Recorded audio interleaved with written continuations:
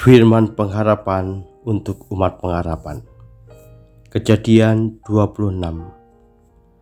Maka timbullah kelaparan di negeri itu. Ini bukan kelaparan yang pertama yang telah terjadi dalam zaman Abraham. Sebab itu Ishak pergi ke Gerar kepada Abimelek, raja orang Filistin. Lalu Tuhan menampakkan diri kepadanya serta berfirman, "Janganlah pergi ke Mesir. Diamlah di negeri yang aku katakan kepadamu. Tinggallah di negeri ini sebagai orang asing, maka aku akan menyertai engkau dan memberkati engkau. Sebab kepadamulah dan kepada keturunanmu akan kuberikan seluruh negeri ini, dan aku akan menepati sumpah yang telah kuikrarkan kepada Abraham ayahmu. Aku akan membuat banyak keturunanmu seperti bintang di langit. Aku akan memberikan kepada keturunanmu seluruh negeri ini, dan oleh keturunanmu semua bangsa di bumi akan mendapat berkat. Karena Abraham telah mendengarkan firmanku dan memelihara kewajibannya kepadaku, yaitu segala perintah, ketetapan, dan hukumku." Jadi tinggallah Ishak di Gerar. Ketika orang-orang di tempat itu bertanya tentang istrinya, berkatalah ia, "Dia saudaraku." Sebab ia takut mengatakan ia istriku, karena pikirnya, jangan-jangan aku dibunuh oleh penduduk tempat ini karena Ribka, sebab elok parasnya. Setelah beberapa lama ia ada di sana, pada suatu kali menjenguklah Abimelek, raja orang Filistin itu, dari jendela.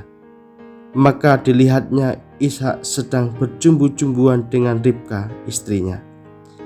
Lalu Abimelek memanggil Ishak dan berkata, "Sesungguhnya dia istrimu, masakan engkau berkata dia saudaraku?" Jawab Ishak kepadanya, "Karena pikirku, jangan-jangan aku mati karena dia." Tetapi Abimelek berkata, "Apakah juga yang telah kau perbuat ini terhadap kami? Mudah sekali terjadi salah seorang dari bangsa ini tidur dengan istrimu, sehingga dengan demikian engkau mendatangkan kesalahan atas kami." Lalu Abimelek memberi perintah kepada seluruh bangsa itu, "Siapa yang mengganggu orang ini atau istrinya, pastilah ia akan dihukum mati." Maka menaburlah Ishak di tanah itu, dan dalam tahun itu juga ia mendapat hasil 100 kali lipat, sebab ia diberkati Tuhan.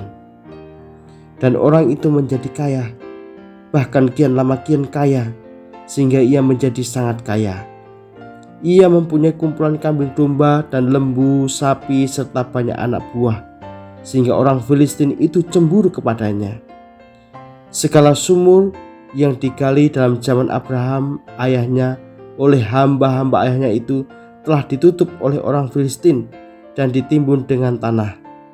Lalu kata Abimelek kepada Ishak, "Pergilah dari tengah-tengah kami, sebab engkau telah menjadi jauh lebih berkuasa daripada kami." Jadi pergilah Ishak dari situ, dan berkemahlah ia di lembah Gerar, dan ia menetap di situ. Kemudian Ishak menggali kembali sumur-sumur yang digali dalam zaman Abraham ayahnya, dan yang telah ditutup oleh orang Filistin sesudah Abraham mati. Disebutkannya lah nama sumur-sumur itu menurut nama-nama yang telah diberikan oleh ayahnya. Ketika hamba-hamba Ishak menggali di lembah itu, mereka mendapati di situ mata air yang berbual-bual airnya. Lalu bertengkarlah para gembala Gerar dengan para gembala Ishak. Kata mereka, "Air ini kepunyaan kami." Dan Ishak menaik sumur itu Esek, karena mereka bertengkar dengan dia di sana. Kemudian mereka menggali sumur lain, dan mereka bertengkar juga tentang itu. Maka Ishak menamai sumur itu Sitna. Ia pindah dari situ dan menggali sumur yang lain lagi. Tetapi tentang sumur ini mereka tidak bertengkar. Sumur ini dinamainya Rehobot, dan ia berkata, "Sekarang Tuhan telah memberikan kelonggaran kepada kita, sehingga kita dapat beranak cucu di negeri ini." Dari situ ia pergi ke Beersheba.